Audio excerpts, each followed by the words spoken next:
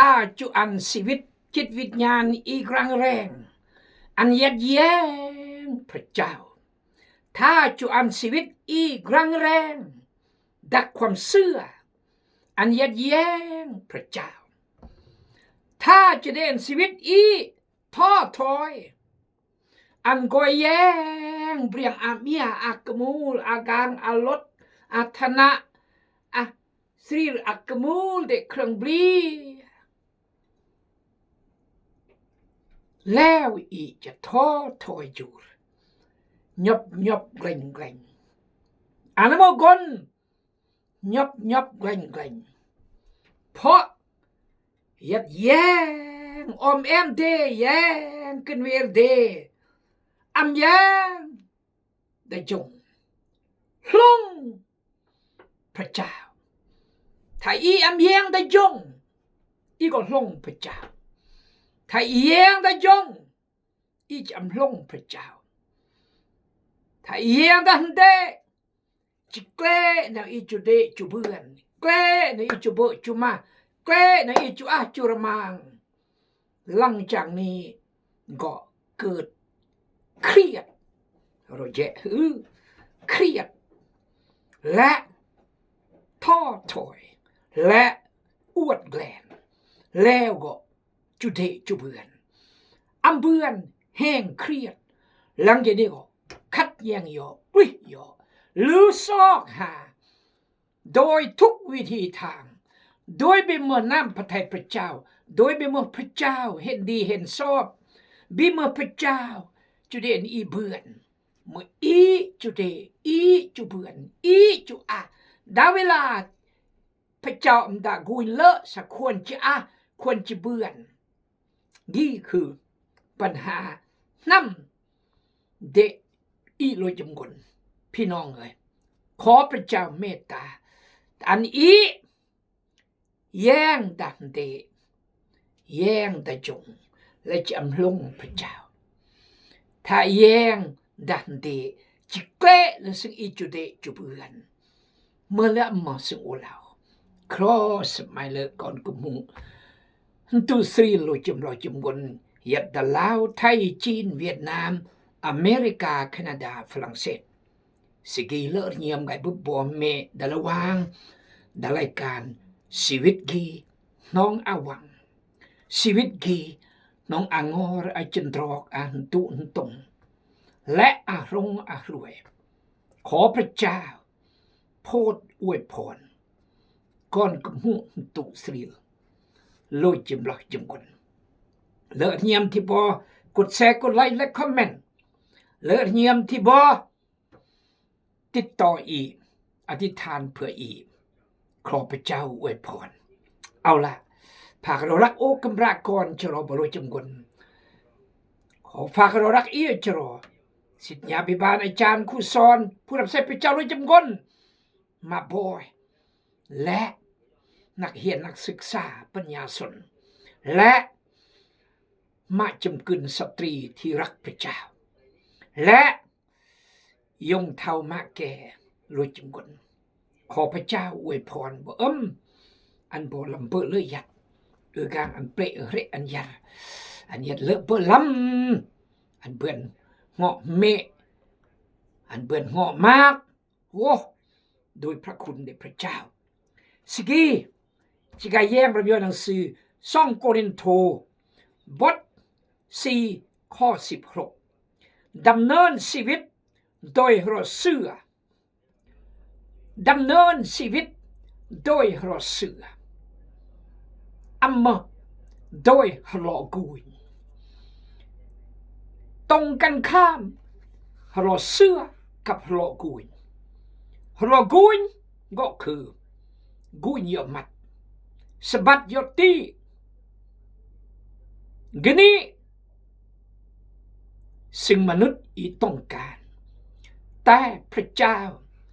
ต้องการอันอีเสือความหมายเสือคืออำกุยเม็ดบ่มาฮือเคลื่อนสวรรค์เวรกายพื้นอีเด แล้วก็อำเกยกูแล้วก็อำเกยเม็ดแล้วก็มาเมื่อบุพพระเจ้าเป็นต้นเป็นตัวแล้วก็พื้นอีเดก็อำอาแต่จริงสัมผัสเบื่อนโดยความเชื่อดีและพระวจนะพระคำพระเจ้าหมอกลอยยิ้มแนวมอกยาพระคำพระเจ้าขอบคุณพระเจ้าสรรเสริญยกย่องพระนามพระองค์เทิดทูลบูชาพระเจ้าเพราะพระองค์เมื่อพระเจ้าได้พระเจ้ากษัตริย์ได้กษัตริย์เมื่อนายได้นายเมื่อจอมเจ้านาย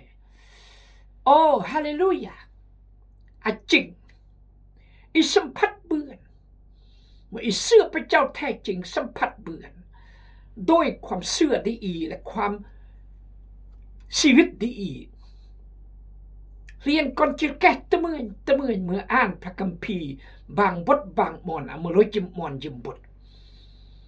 และมัดเรียนพี่น้องเอ่ยโดยเฉพาะเรื่องโยเซฟที่พระเจ้าแพร่งอดอันกระเดอย่างละเอียดเสมอปลอย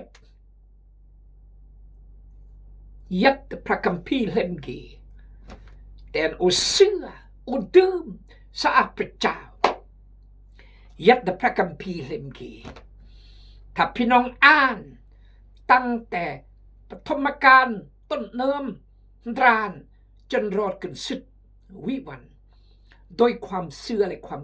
จุเนื่องจุเข้าใจบิอาหมจะเที่ยงสามอาพระเจ้าอาหม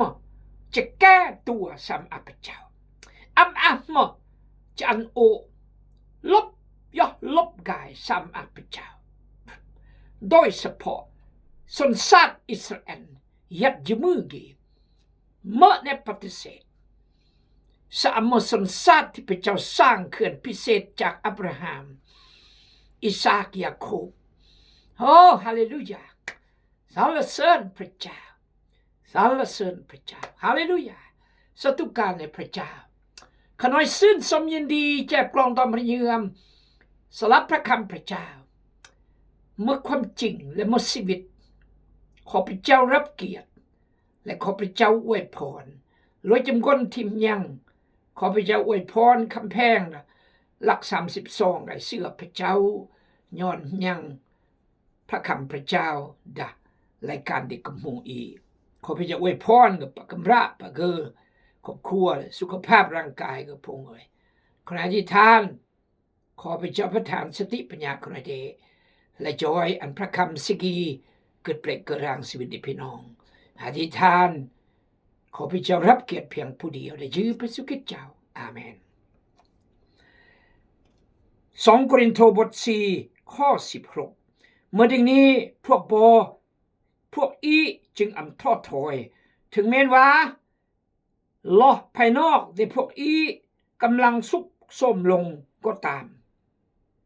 แต่ใจภายในของพวกเฮานั้นก็ยังเจริญขึ้นไม่ทุกๆวันฝ่ายความทุกข์ลำบากอันเบาบางและชั่วข่าวนี้ก็กำลังจัดเตรียมพวกเฮาให้มีสง่าราศีอันยิ่งใหญ่ท่าวรตลอดไปจน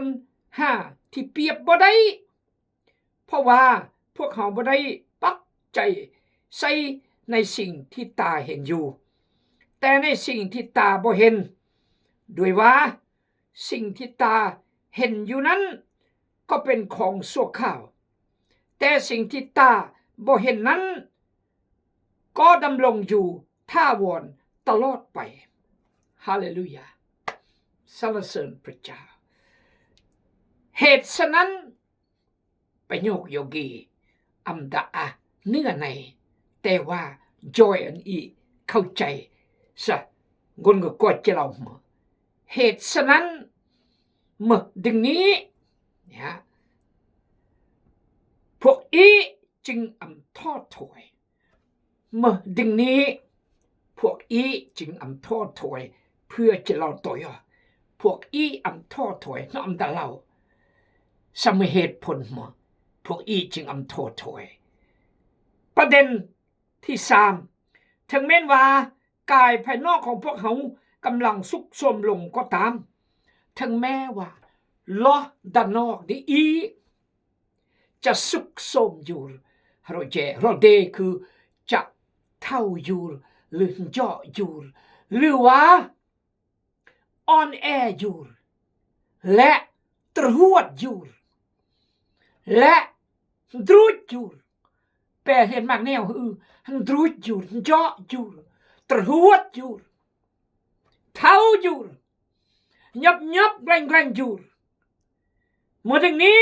พวกอีจึงท้อถอยทั้งล้ออีจะสุกสมอยู่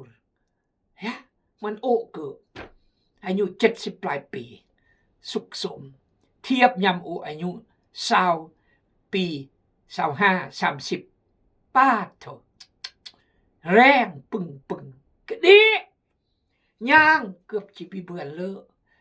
ฉะนั้นมากบัดคนเท่าคนแก่จึงกุสันตรูดห้องอมบ่สันตรูดขี้นายเพราะมาสุขสมอยู่เพราะสุขภาพแก่กำลังบังซาสุขสมอยู่แต่ท้อถอย yes ท้อถอยถึงแม้ว่าสุขภาพร่างกายสุขสมอยู่ภายนอกของเรากำลังสุขสมลงก็ตาม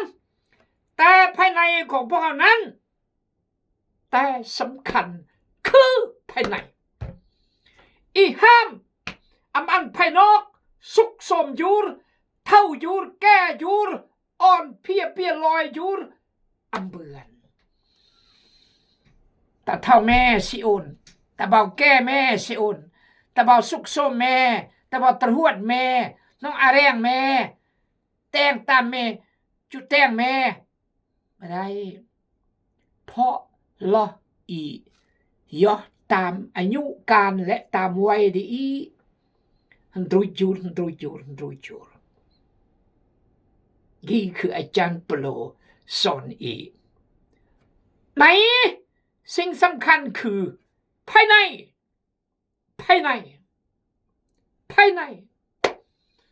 อันตรุษเหมือนภายนอกภายในเท่าไม่ปัดภายในหนึ่มตลอดนั่นก็คือความเสื่อโอ้เท่าแลกแก่แล้วอายุ70 ปลายแล้ว80แล้วความเสื่อลอยย่อความรักพระเจ้าลอยย่ออ่านพระคัมภีร์ลอยย่อนมัสการพระเจ้าบีเบื่อแล้วถวาย 10% บีเบื่อแล้วเกี่ยวมีอายุ70-80ภายในแหละกี่สุดยอดที่อาจารย์ปลูกก่อนเพราะฉะนั้นตัดท้อถอยถึงว่ากายภายนอกจะสุขสมอยู่แต่ภายในเจริญเขื่อนทุกวันฮาเลลูยาแต่ภายในของพวกเขานั้นก็ยังเจริญขึ้นใหม่ทุกวันภายในของเขานั้นก็เจริญขึ้นทุกวันเกี่ยวจิตรวดเกี่ยวจิพิอาเรมเกี่ยวมัด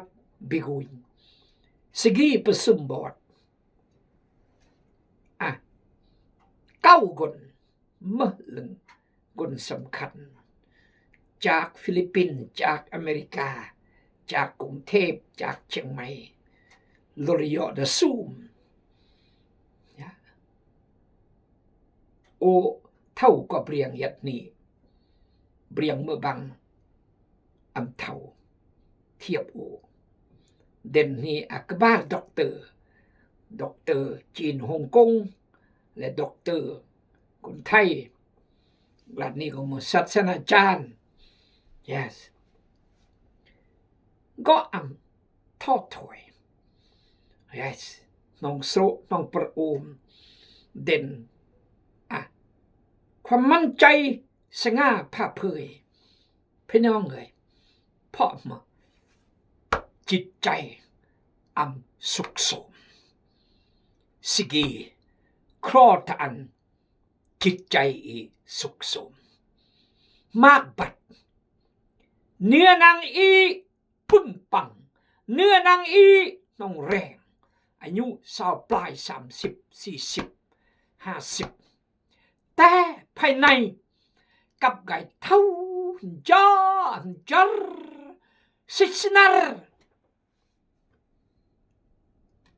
นั่นก็คือความเสื่ออินจอความรักอินจอความสัตย์ซื่ออินจอ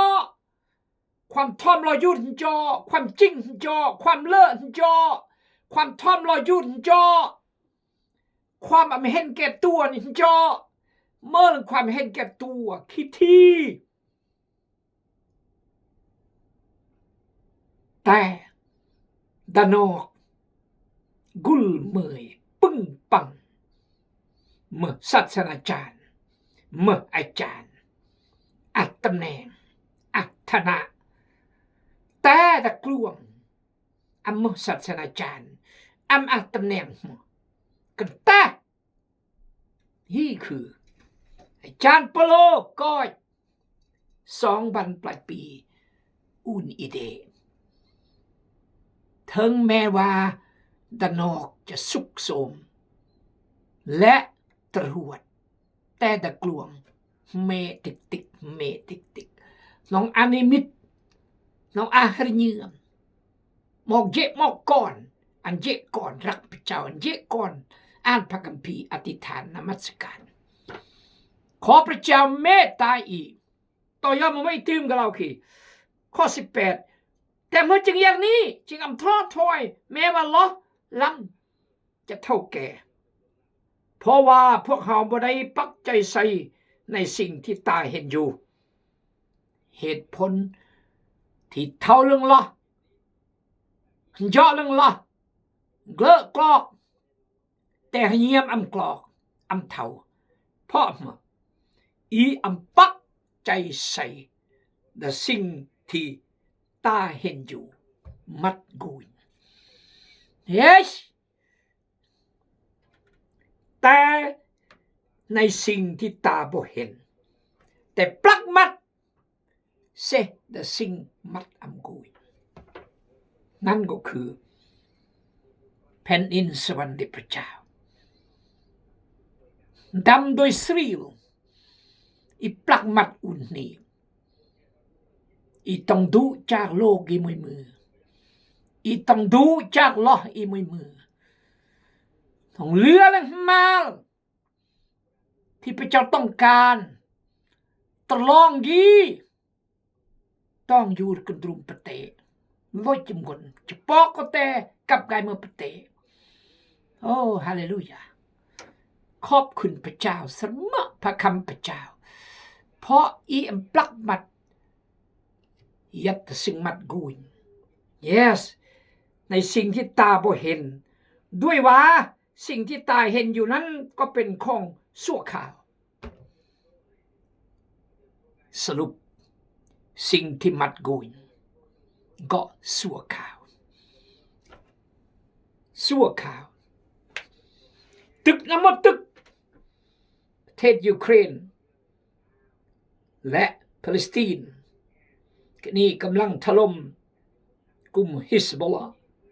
ตึกน้ำมันตึกกำลังร่างร้อยทำลายน้ำมันตึก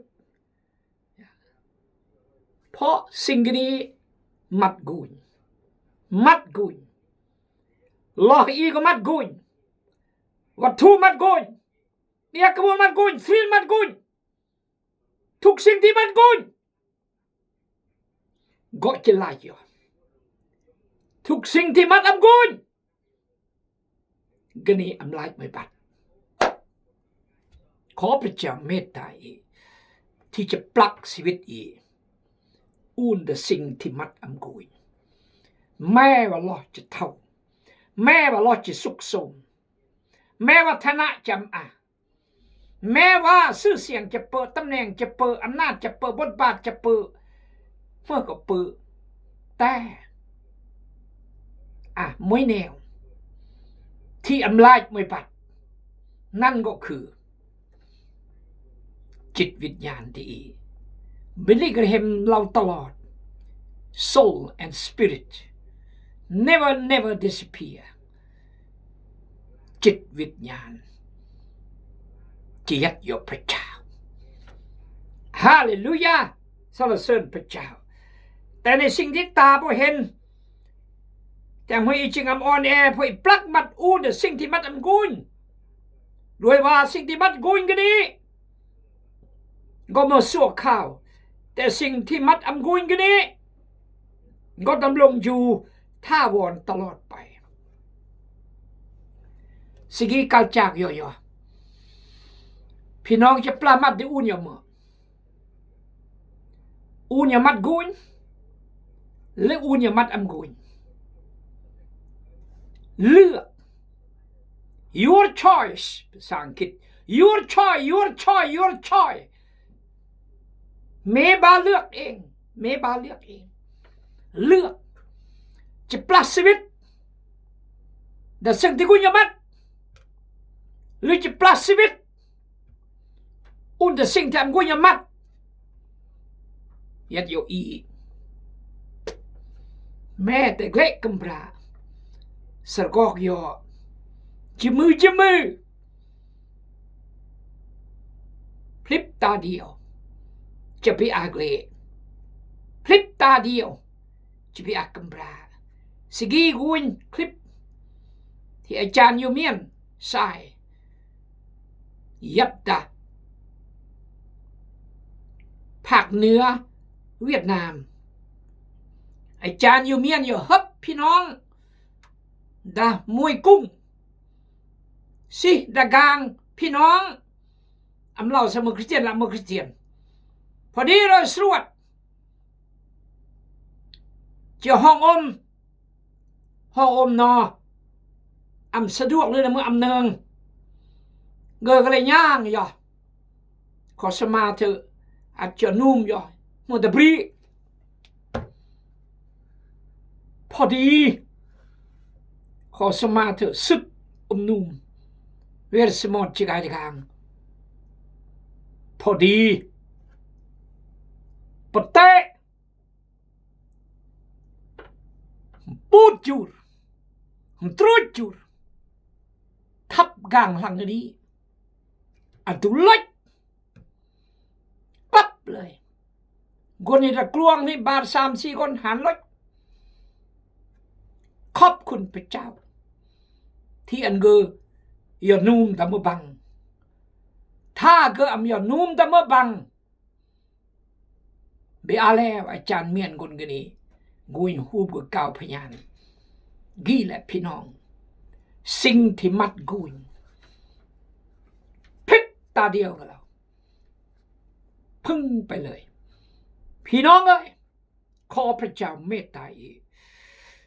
ที่จะปลักมัดอีสิ่งที่มัดกุยและตุ้ยเบือนและเมื่อเขื่อนเบือนนอกจากลูกยอหรือจะเขื่อนบุพพเจ้าที่เสือ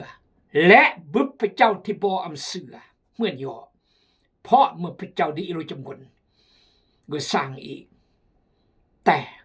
รวยม่านสตานที่ก็สร้างเขื่อนก็หมดตัวเกอทับมนุษย์อดูจากพระเจ้าพระเยซูยูรผู้ยันประกาย